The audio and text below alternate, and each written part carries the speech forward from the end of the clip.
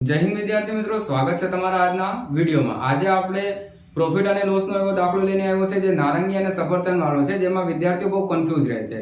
તો આજના જે દાખલો છે તમારી સ્ક્રીન ઉપર જોઈ લો કે જફરભાઈ નામનો એક વ્યક્તિ છે જે 10 રૂપિયાના ભાવે 40 ડઝન નારંગી ખરીદે છે અને અડધી નારંગીને 4 રૂપિયાના 3 ના ભાવે વેચી દે છે। બાકી વધેલી નારંગીમાંથી એની પાસે 20 નારંગી જે છે એ બગડી જાય છે, જે ફેંકી દે છે અને બાકી રહેલી નારંગીને એ 3 રૂપિયાના ભાવે 3 રૂપિયાના 4 ના ભાવે વેચે છે। તો જફરભાઈને નફો થયો કે નુકસાન થયું એ આપણથી પૂછ્યો છે। પહેલા તો જફરભાઈ શું કરે છે કે 10 રૂપિયાના ભાવે કેટલા ડઝન નારંગી ખરીદે છે? 40 ડઝન નારંગી ખરીદે છે।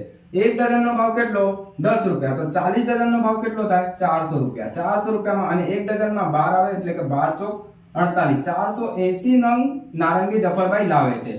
એમાંથી અડધી નારંગી એટલે કે 200 રૂપિયાની નારંગી જે છે અને અડધી નારંગી એટલે કે 240 નારંગી જે છે જફરભાઈ 4 રૂપિયાના 3 ભાવ, બરાબર। અહીંયાથી આપણને ડાયરેક્ટ દેખાવું જોઈએ, કેમ કે મેચ તો દેખાય છે। અહીંયા 80 થી ગુણ દઈએ એટલે કે 240 નારંગી આવી જાય, તો અહીંયા પણ 80 થી ગુણ દઈએ એટલે ખબર પડે કે જફરભાઈએ તો 320 માં 240 નારંગી વેચી દીધી। હવે જફરભાઈ પાસે જે વધેલી નારંગી હતી એટલે કે વધેલી નારંગી કેટલી? 240, એમાંથી જફરભાઈની 20 નારંગી બગડી ગઈ। તો જફરભાઈ પાસે વધ્યું કેટલું? 220। હવે આને જફરભાઈ કેટલામાં? 200 માં લાવ્યા હતા, બરાબર।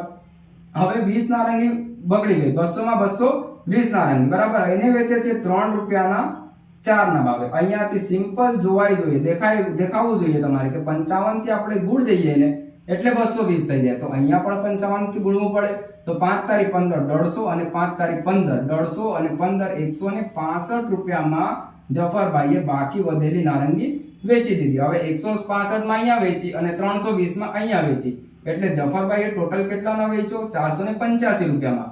જફરભાઈએ લાવ્યો કેટલાનો હતો? 400 રૂપિયામાં 40 ડઝન લાવ્યો હતો, તો જફરભાઈને તો પ્રોફિટ થઈ ગયું ભાઈ, 85 રૂપિયાનો જફરભાઈને પ્રોફિટ થઈ ગયું। આવા ઝડપી અને સરળ રીત શીખવા માટે અમારી ચેનલ સાથે જોડાયેલા રહો। Thank you.